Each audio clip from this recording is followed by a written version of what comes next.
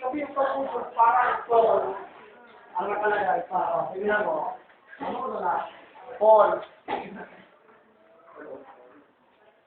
Ano ba yun?